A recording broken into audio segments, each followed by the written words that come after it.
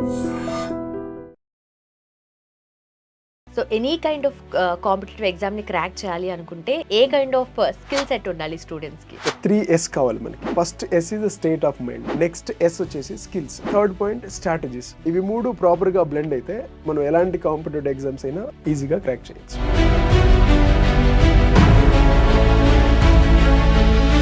Effective గా చదువుతూ మనం ఎలా గుర్తుపెట్టుకోవాలి అని చెప్పేసి ఇది ఎఫెక్టివ్ గుర్తుపెట్టుకోవాలంటే will give triple R technique. అందులో R revision, recall and rewrite, ఈ మూడు విషయాలు ఉండాలి. నీట్ కి ఏ కైండ్ ఆఫ్ ప్రిపరేషన్ అవసరం అంటే? ఎక్కువ బుక్స్ చేయడం, ఏవో అవి చదవడం అవన్నీ కాదు. ఆ NCERT బుక్స్ అని ఉంటాయి. ఆ NCERT బుక్స్ అన్ని తక్కువ నెంబర్ ఆఫ్ బుక్స్, ఎక్కువ టైమ్స్ రివిజన్. ఓకే, ఇది మెయిన్ సక్సెస్ మంత్ర of NEET. Welcome to I Dream. నా పేరు లుంబిని. మెడిసిన్ కి దారేది సిరీస్ లో this is second episode. So last episode కి మంచి రెస్పాన్స్ వచ్చింది. దాంతో పాటు చాలా మంది స్టూడెంట్స్ కూడా వాళ్ళ రియల్ లైఫ్ లో ఫేస్ చేసే ప్రాబ్లమ్స్ ని కామెంట్స్ రూపంలో తెలియజేశారు. సో ఈ ఎంటైర్ ఎపిసోడ్ కూడా మీ ప్రాబ్లమ్స్ కి, మీ రియల్ లైఫ్ లో ఫేస్ చేసే ఛాలెంజెస్ అన్నిటికీ కూడా ఒక క్లారిఫికేషన్ ఎపిసోడ్ అన్నమాట. సో మనతో పాటు జాయిన్ అవబోతున్నారు IIT అండ్ నీట్ గురు జయకృష్ణ గారు. ఆయనతో మాట్లాడదాం. Hello sir, welcome to I dream. Thank you అండి. ఫస్ట్ ఆఫ్ ఆల్ ఇలా స్టూడియోకి రావడం, అందరితోటి మన ఐడియాస్, ఒపీనియన్ షేర్ చేసుకోవడం, ఏవైనా మనకు తెలిసిన వాటికి వాళ్ళ క్వశ్చన్స్ సొల్యూషన్స్ ఇవ్వడం, ఇవన్నీ చాలా హ్యాపీగా అనిపిస్తుంది. Thank you for welcoming me. Yes sir. ఐపీఈతో పాటు కాంపిటేటివ్ ఎగ్జామ్స్ మనకి చాలా ఉన్నాయి, లైక్ ఎంసెట్ కానీ, నీట్ కానీ, అలాగే IIT, JEE, అడ్వాన్స్డ్ మెయిన్స్, ఇవన్నీ కూడా చూసుకుంటే ఈచ్ అండ్ ఎవ్రీ కాంపిటేటివ్ ఎగ్జామ్కి different phase of preparation styles మనకు కావాలి కదా. సో ఎలా డిఫరెన్షియేట్ చేస్తాం మనం ఇవన్నీ కూడా ఓవరాల్గా? ఫస్ట్ ఆఫ్ ఆల్ ఇంటర్మీడియట్కి వస్తే మనం మాట్లాడే ఇంటర్మీడియట్ స్ట్రీమ్లో బేసిక్గా ఉండే బోర్డ్ ఎగ్జామ్స్ అంటే IP ఎగ్జామ్ అండి, ఇంటర్మీడియట్ పబ్లిక్ ఎగ్జామ్స్. ఈ పబ్లిక్ ఎగ్జామ్ ప్రిపరేషన్ ఎలా ఉంటుందంటే వాళ్ళు కొంత కంటెంట్ తీసుకోవడం, అది నేర్చుకోవడం, దాని మీద మనకు అంతగా కాన్సెప్చువల్గా క్లారిటీ లేకపోయినా, అంత డీప్ నాలెడ్జ్ లేకపోయినా సరే అది కొంచెం గుర్తుపెట్టుకొని డైరెక్ట్గా యాజ్ ఇట్ ఈస్గా రాసేయచ్చు. Will get the full marks, ఒక మ్యాక్సిమం మార్క్స్. అది IP స్టైల్. అంటే ఉన్న కంటెంట్ని ఎలా అయినా సరే నేర్చేసుకోవడం, దాన్ని ప్రొడ్యూస్ చేయడం. Next level EAMCET. ఇందులో ఏంటంటే కొన్ని ఫార్ములాస్ ఉంటాయి, ఆ ఫార్ములాస్ తీసుకోవడం, అవి నేర్చుకోవడం, మనకి ఇచ్చిన డేటాని ఫార్ములాలు సబ్మిట్ చేస్తే we will get the answer. ఇది ఎంసెట్ స్టైల్, అంటే జస్ట్ ఫార్ములా బేస్డ్ ఉంటుంది. నెక్స్ట్ JEE మెయిన్స్ అండ్ నీట్కి వస్తే ఒక కాన్సెప్చువల్గా మనకు క్లారిటీ ఉండాలి. అంటే ఒక పర్టికులర్ పారాగ్రాఫ్ తీసుకుంటే ఆ పారాగ్రాఫ్లో ఉన్నట్టు నేర్చుకొని మనం ప్రొడ్యూస్ చేయగలిగితే we can't like overcome that competitive exams. We can't అంటే ఆ కాంపిటేటివ్ ఎగ్జామ్స్ అలా క్రాక్ చేయలేం. ఆ కాన్సెప్ట్ ఏంటి, అందులో ఆ కాన్సెప్ట్ నుంచి మనం ఏం నేర్చుకోగలం, అట్లా ఆ కాన్సెప్ట్ మీద క్లారిటీ ఉండాలి. దాన్ని డిఫరెంట్ వేస్లో అర్థం చేసుకొని, ఆ అర్థం చేసుకున్న దాని నుంచి, అంటే మనం అర్థం చేసుకొని అందులో ఉన్న తెలిసిన దాని నుంచి కొత్తగా తెలియని దానికి ఆన్సర్ చేసేటట్టుగా ప్రిపేర్ అవ్వాలి. ఇది కాంపిటేటివ్ ఎగ్జామ్. నీట్ అయినా సరే, JEE అయినా. ఇలాంటి ఒక 2-3 కాన్సెప్ట్స్ని కలిపితే వచ్చేది అడ్వాన్స్ ఎగ్జామ్. సో ఇలాంటి బేసిక్ డిఫరెన్స్ ఉంటుంది IPకి, ఎంసెట్కి, NEET or JEE mains and the advance. Okay. So any kind of competitive exam ని క్రాక్ చేయాలి అనుకుంటే ఏ కైండ్ ఆఫ్ స్కిల్ సెట్ ఉండాలి స్టూడెంట్స్ కి? సో స్టూడెంట్స్కి ఎలాంటి స్కిల్స్ ఉండాలి? ఈ స్కిల్ సెట్ విషయానికి వస్తే నేను వాటిని 3గా తీసుకుంటా. వాటికి ఒక 3S కావాలి మనకి. ఆ 3S ఏంటంటే, first S is the state of mind. అంటే ఈ కాంపిటేటివ్ ఎగ్జామ్స్ ప్రిపేర్ అవ్వాలంటే మనకి ఎలాంటి మైండ్ సెట్ ఉండాలి? ఫస్ట్ ఆఫ్ ఆల్ మనం ఎందులో ఉన్న సక్సెస్ కావాలంటే మనకు ఉండాల్సిన 2 ముఖ్యమైన విషయాలు ఏంటంటే, ఆ విషయం గురించి నేను సాధించగలను అనే పట్టుదల ఉండాలి, నేను చేయగలను అనే నమ్మకం ఉండాలి. ఓకే, అంటే ఆ సంకల్పం, పట్టుదల 2 అవి మనకు ఉండాలి ఫస్ట్. అంటే మనం మెంటల్గా ప్రిపేర్ అయిపోవాలి. నేను ఈ కాంపిటేటివ్ ఎగ్జామ్ ప్రిపేర్ అవుతున్నాను, అది ఒక 2 years తీసుకుంటుంది, లేదా 1 year తీసుకుంటుంది.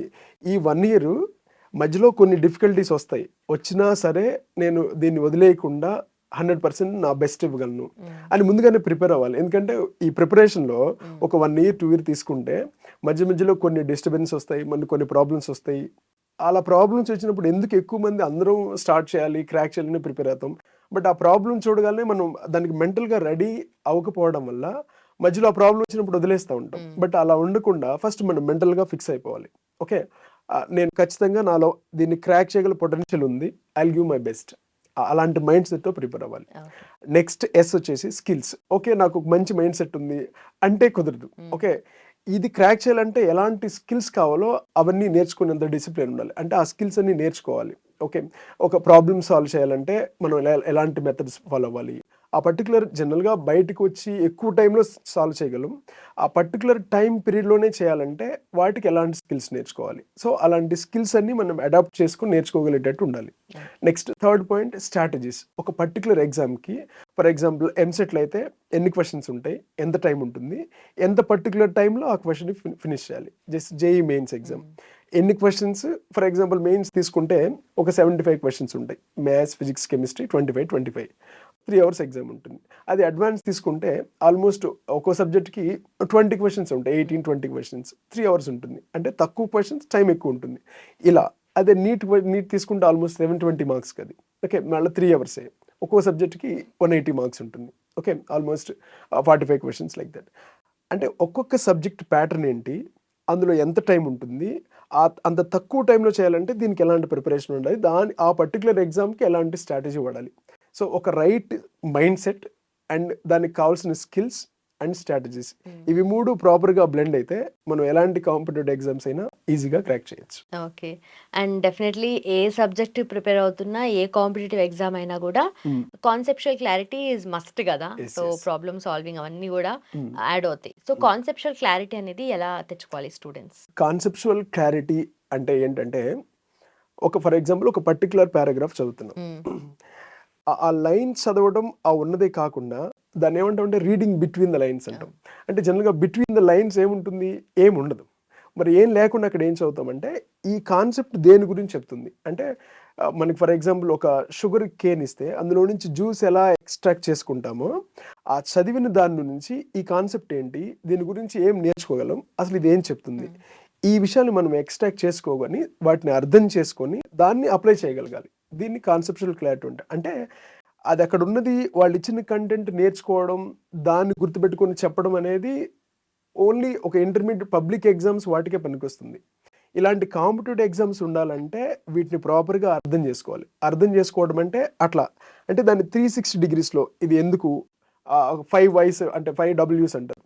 అది ఏంటి, ఎందుకు, ఎట్లా, అది లేకపోతే ఏంటి, ఉండడం వల్ల బెనిఫిట్ ఏంటి, ఇలాంటి ఎక్కువ క్వశ్చనింగ్. ఇట్స్ నాట్ అబౌట్ అంటే మనం దానికి ఆన్సర్ తెలుసుకోవడం కాకుండా దాన్ని అన్ని డిగ్రీస్లో క్వశ్చన్ చేసేటట్టు చదువుకోగలడమే కాన్సెప్చువల్ క్లారిటీ.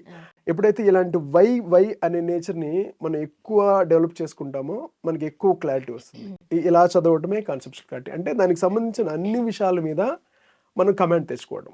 అప్పుడు ఎలాంటి క్వశ్చన్ వచ్చినా సరే ఆన్సర్ చేయగలం. అండ్ దట్స్ వాట్ ఇలాంటి అంటే ఈ పారాగ్రాఫ్ నుంచి ఏం నేర్చుకోవాలమో ఎగ్జామినర్ ఒక క్వశ్చన్గా ఫ్రేమ్ చేస్తాడు. మన ప్రిపరేషన్, మన అప్రోచ్ కూడా అలా ఉంటే అప్పుడు అలాంటి క్వశ్చన్ మనం ఈజీగా ఫేస్ చేయగలం. అలాంటి ప్రిపరేషనే conceptual clarity. Okay. So definitely ప్రతిది కూడా ఈజీ అయిపోతుంది. But majority of the students problem and comments లో వాళ్ళు అన్నది ఏంటంటే గుర్తుండట్లేదు. ఎంత చదివినా, ఎంత ఎఫెక్టివ్ గా చదివినా గుర్తుండట్లేదు. సో ఎఫెక్టివ్ గా చదువుతూ మనం ఎలా గుర్తుపెట్టుకోవాలి అని చెప్పేసి. ఎక్కువ మంది నేను బాగానే చదువుతున్నాను బట్ నాకు ప్రాపర్ గుర్తుండలేదు, త్వరగా మర్చిపోతాను అలా ఉంటారు. దీనికి కూడా ఏంటంటే ఇది ఎఫెక్టివ్ గుర్తుపెట్టుకోవాలంటే will give RRR technique like RRR. అందులో R revision, recall and rewrite, ఈ 3 విషయాలు ఉండాలి. జనరల్గా ఫస్ట్ వన్ రివిజన్కి వస్తే మనం ఒక పారాగ్రాఫ్ ఏదో ఒక కంటెంట్ చదివేస్తాం. విజన్ అంటే చూడడం, అంటే జస్ట్ చూడడం అంటే నార్మల్గా జస్ట్ ఒక వేర్ లుక్లో అలా కాకుండా ఇందులో ఏముంది ఎగ్జాక్ట్గా, డెప్త్కి వెళ్తే కొంది ఎందులో నుంచి ఏం నేర్చుకోగలం, అందులో నుంచి ఏం ఎక్స్ట్రాక్ట్ చేయగలం. అలా విజన్ అయిపోయిన తర్వాత రీవిజన్, దాన్ని మళ్ళీ ఒకసారి చదవడం. అంటే మనం ఎవరైనా సరే ఎంత ఐక్యూ ఉన్నా ఒక 24 hours దాన్ని మళ్ళీ ఒకసారి రివైజ్ చేయకపోతే అంత ఎఫెక్టివ్ గుర్తుపెట్టుకోలేము. సో మనం ఎప్పుడైతే ఒక దాన్ని చదివామో మళ్ళా దాన్ని రివిజన్ చేసుకోవాలి. That is a revision. Next recall అంటే ఏంటంటే మననం చేసుకోవడం. మనం చదివిన దాన్ని, మనం ఏదో ఫ్రీగా ఉన్నాం ఏ టైంలో జస్ట్ ఇది ఒకసారి మళ్ళీ దాన్ని రీకాల్ చేసుకోండి. ఓకే, ఈ కాన్సెప్ట్ దీని గురించి, ఓకే ఎక్కడన్నా క్లారిటీగా ఉంది, ఏదైనా పాయింట్ మిస్ అయిపోయానా దాన్ని ఒకసారి మళ్ళీ చేసుకోవడం, దీన్ని రీకాల్ అంటాం. అండ్ థర్డ్ వచ్చేసి రీరైట్. ఇలా అయిపోయిన తర్వాత అందులో ఉన్న కీ పాయింట్స్, ఓకే ఆ ముఖ్యమైన పాయింట్స్ ఏముంటాయో వాటిని ఒకసారి రాయగలగాలి. రాస్తే మనకు క్లియర్గా అర్థమవుతుంది మనం చదివింది ఎంతవరకు, మనం అంటే ఎన్ని గంటలు చదువుతున్నాం. అండ్ అలాంటి క్వశ్చన్ కూడా వచ్చింది, అంటే ఈ ప్రిపరేషన్ ఎన్ని గంటలు చదవాలి, ఎన్ని గంటలు చదవడాన్ని ముఖ్యం కాదు, కానీ మనం చదువుతున్న టైంలో ఎంత ప్రొడక్టివ్గా చేస్తున్నాం, ఎంత నేర్చుకోగలుగుతున్నాం, ఎంత లోపల తీసుకోగలుగుతున్నాం. అంటే ఇలా అయిపోయిన తర్వాత దాన్ని రీరైట్, ఆ చదివిన ఒక 1 పేజ్ ఆర్ 2 పేజెస్లో అందులో ఉన్న కీ పాయింట్స్ ఒకసారి మళ్ళీ రాసి మనం చెక్ చేసుకోవాలి 100% నేను రీప్రొడ్యూస్ చేయగలుగుతున్నదా. ఇలా కంటిన్యూస్గా చేస్తుంటే మనకు ఐడియా ఉంటుంది, అంటే మనం ఎంత ప్రొడక్టివ్గా కూర్చుంటున్నాం, ఎంత ప్రొడక్టివ్గా చదువుతున్నామని. సో మన మీద మనకు ఆ క్లారిటీ ఉంటే, ఎక్కడైనా గ్యాప్స్ ఉంటే అవి ఇంప్రూవ్ చేసుకోగలిగితే హ్యాపీగా గుర్తుంటుంది. అండ్ మనం చదివే ముందే మైండ్లో ఫిక్స్ అయిపోవాలి. ఫర్ ఎగ్జాంపుల్, ఇప్పుడు ఏదో ఈ మైక్ అనుకుందాం, ఈ మైక్ జస్ట్ ఇలా పెట్టేసి ఇప్పుడు వెళ్ళిపోయాం, మళ్ళీ వచ్చినప్పుడు మనకు గుర్తుంది. అలా కాకుండా నేను వెళ్ళే ముందే ఇచ్చేసి వెళ్ళిపోయాను, నేను మళ్ళీ నెక్స్ట్కి వచ్చేసేప్పుడు ఈ మైక్ మిమ్మల్ని అడుగుతాను మీ దగ్గర ఉంచుండని. అప్పుడు మీరు నెక్స్ట్ వచ్చినప్పుడు నాకు ఈజీగా ఇచ్చేస్తారు, ఎందుకంటే నేను చెప్పాను ఆల్రెడీ నేను మళ్ళీ వస్తాను, ఓకే సార్ మళ్ళీ వస్తాను ఇస్తానన్నారు కాబట్టి మీకు గుర్తుంటుంది. అలాగే మనం చదివే ముందే నేను ఒక 1 అవర్ తర్వాత మళ్ళీ ఈ క్వశ్చన్ అని రివైజ్ చేస్తానని మన బ్రెయిన్కి మనమే చెప్పుకోవాలి. అప్పుడు ఏంటంటే మన బ్రెయిన్ అలర్ట్గా ఉంటుంది. సో మనం రాసేటప్పుడు హ్యాపీగా అది గుర్తొస్తుంది.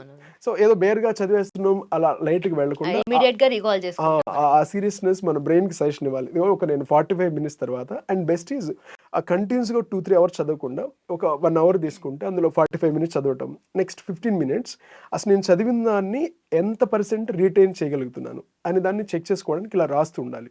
ఇలా రాస్తుంటే మనకి ఎక్కడో గ్యాప్ అనిపించింది, నేను ఎక్కువ రీప్రొడ్యూస్ చేయలేకపోతున్నా అండ్ ఇమీడియట్గా మనకు తెలిసిపోతుంది. అప్పుడు నెక్స్ట్ టైం మన బ్రెయిన్కి సజెషన్ ఇవ్వాలి. సో తక్కువ రీప్రొడ్యూస్ చేస్తున్నాను, నెక్స్ట్ టైం 45 మినిట్స్ తర్వాత నేను మళ్ళీ అడుగుతాను, సో జాగ్రత్తగా చదవాలి అని మనకే చెప్పుకొని అలా సీరియస్గా చదవడం మొదలు పెడితే ఇనిషియల్గా కొంచెం తక్కువ ఉన్నా సరే విత్ ఇన్ లెస్ టైంలోనే మనం ఎక్కువ గుర్తుపెట్టి అది చాలా ఇంప్రూవ్ చేసుకోవచ్చు ఇలా ఫాలో అయితే. So RRR technique, RRR, rewrite, recall and revision. And also talking about NEET, so NEET కి ఏ కైండ్ ఆఫ్ ప్రిపరేషన్ అవసరం అంటే ఇప్పుడు నీట్ కౌన్సిలింగ్ జరుగుతుంది, అంటే ఎలాంటి ప్రిపరేషన్ ఉంటే బెస్ట్ ర్యాంక్ తెచ్చుకోవచ్చు అట్లా.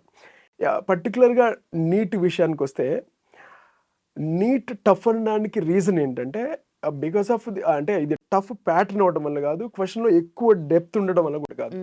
మనకున్న సీట్స్ ఏమో తక్కువ అండ్ కాంపిటీషన్ ఎక్కువ. ఆల్మోస్ట్ ఒక 25 lakh పీపుల్ రాస్తారు, ఉన్న సీట్స్ వచ్చేసి 1,10,000. అందుకోసమని టఫ్ అయింది. సో దీనికి మనకున్న సబ్జెక్ట్లో physics and chemistry, biology. Physics విషయానికి వస్తే ఆ మ్యాథమెటికల్ అప్రోచ్ మీద కొంత క్లారిటీ ఉండాలి. ట్రిగ్నామెట్రీ కానీ ఆ ఫార్ములాస్ ఎలా చేయడం, వాటి మీద వీలైనంత జనరలైజ్డ్గా సబ్జెక్ట్ నేర్చుకొని ఈ మ్యాథమెటిక్స్ మీద ఒక బేసిక్ ఐడియా ఉంటే ఫిజిక్స్ని కొంచెం బెటర్గా చేయొచ్చు. నెక్స్ట్ NCERT బుక్స్ అని ఉంటాయి. ఆ NCERT బుక్స్ అన్ని బయాలజీ అయితే కంపల్సరీగా లైన్ టు లైన్ చదవాలి. ప్రతి లైన్ చదవడం, అందులోంచి న్యూ పాయింట్ ఉంటే దాన్ని మళ్ళీ మనం సపరేట్గా రాసుకోవడం, ఒక షార్ట్ నోట్స్ మెయింటైన్ చేసుకోవడం, ఇట్లా line to line reading for the biology. ఫిజిక్స్లో ఆ మ్యాథమెటిక్ అప్రోచ్, కెమిస్ట్రీలో కొన్ని మ్యాథమెటిక్స్ ఉంటాయి, physical chemistry and organic chemistry, inorganic chemistry కొంత థియరిటికల్గా ఉంటుంది. అన్నిటినీ రీజనబుల్గా నేర్చుకోవడం, ప్రతి కాన్సెప్ట్కి దీని వెనకాల రీజన్ ఏంటి, ఇలాంటి అప్రోచ్. అండ్ NCERT అయిపోయిన తర్వాత NCERT ఎగ్జాంపుల్స్ ఉంటాయి, అంటే ప్రతి టాపిక్ని మినిమం ఒక 8 to 10 టైమ్స్ మనం రివైజ్ చేయగలిగి ఉండాలి. అంటే పర్టికులర్గా నీట్ విషయానికి వస్తే ఎక్కువ బుక్స్ చేయడం, ఏవో అవి చదవడం అవన్నీ కాదు, తక్కువ నెంబర్ ఆఫ్ బుక్స్, ఎక్కువ టైమ్స్ రివిజన్. ఓకే, ఇది మెయిన్ సక్సెస్ మంత్ర ఆఫ్ నీట్. అంటే మనం చదివిన దాన్ని ఎక్కువసార్లు రివైజ్ చేస్తూ ఉంటే ఆ కంటెంట్ ఈజీగా గుర్తుపెట్టుకుంటుంది. అందులో ఉన్న డిఫరెంట్ క్వశ్చన్స్ మనం మార్క్ టెస్ట్ అవన్నీ ప్రాక్టీస్ చేస్తూ ఉంటే మనం చదివిన దాంట్లో ఎక్కడైనా గ్యాప్ ఉందా అవి చెక్ చేసుకోవడం, ఆ గ్యాప్ని ఫిల్ చేసుకోవడం, మళ్ళీ టీచర్స్తో కన్సర్న్ అయ్యి అలా మాట్లాడి. సో ఇలాంటి ప్రిపరేషన్ ఉంటే నీట్ని మనం ఈజీగా క్రాక్ చేయొచ్చు. అండ్ నెక్స్ట్ కమింగ్ వీక్లో ఓన్లీ ప్రిపరేషన్ గురించి పర్టికులర్ ఒక వీడియో చేద్దాం. సో స్టూడెంట్స్ రియల్గా ఫేస్ చేసే ప్రాబ్లమ్స్కి క్లియర్ కట్ సొల్యూషన్స్ అయితే మీరు అందించారు. బట్ స్టూడెంట్స్ మిమ్మల్ని అప్రోచ్ అవ్వాలంటే ఏంటి పద్ధతి ఏంటి? నేను అకాడమీలో అకాడమిక్ డైరెక్టర్గా చేస్తున్నానండి. సో మాదాపూర్లో ఉంటాను. వాళ్ళు కింద స్క్రోల్ అయ్యే నెంబర్కి కాల్ చేయొచ్చు. కాల్ చేసుకో వాళ్ళు అపాయింట్మెంట్ తీసుకుంటే ఎవ్రీ సండే నేను అక్కడ మాదాపూర్లో అవైలబుల్ ఉంటాను. అక్కడ మీట్ అవ్వచ్చు. వాళ్ళు personal counselling or career guidance, ఏదైనా ఎఫెక్టివ్ ప్రిపరేషన్ ఎలా ఉండాలి, ఈజీగా ఎలాంటి టిప్స్ ఫాలో అవ్వాలి, ఇవన్నీ పర్సనల్ గైడెన్స్ తీసుకోవచ్చు వాళ్ళు. Done sir, thank you so much. Thank you. So చూసారు కదా, కాంపిటేటివ్ ఎగ్జామ్స్కి మీరు ప్రిపేర్ అవుతున్నట్లయితే డెఫినెట్లీ మీ మైండ్లో చాలా మల్టిపుల్ డౌట్స్ ఉంటాయి. అండ్ ప్రిపరేషన్ స్ట్రాటజీ ఎలా ఉండాలి, ఎలా మనం ప్రిపరేషన్ ముందుకు తీసుకెళ్ళాలి అని చెప్పేసి, ఎందుకంటే ఏదో ఒక పాయింట్ ఆఫ్ టైంలో స్ట్రక్ అయిన ఫీలింగ్ వస్తుంది కదా. సో డెఫినెట్లీ కింద మెన్షన్ చేసిన నెంబర్కి కాల్ చేయండి, మీకు సొల్యూషన్ అయితే దొరుకుతుంది. Thank you so much for watching. Keep watching iDream.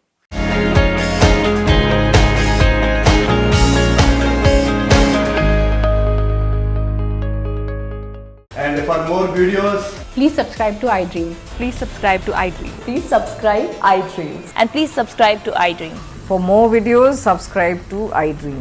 Please like, share, and subscribe to the channel. Congratulations, iDream. Subscribe to iDream. Subscribe to iDream. So subscribe to iDream Media. iDream की iDream team अंदर की huge congratulations. Please subscribe iDream Media. Please subscribe to iDream. Subscribe iDream. Please subscribe to iDream. iDream అంటే నా కళల channel subscribe చేసుకున్న నోరు తిరుగుతలేదు, మీరైతే గంట గుర్తు కొట్టండి. For more such videos, please subscribe to iDream. Subscribe to iDream. Please subscribe to iDream. Please subscribe iDream Media. Please do subscribe to iDream. Please subscribe to iDream Media. For best entertainment and information, please subscribe iDream. And don't forget to subscribe to iDream.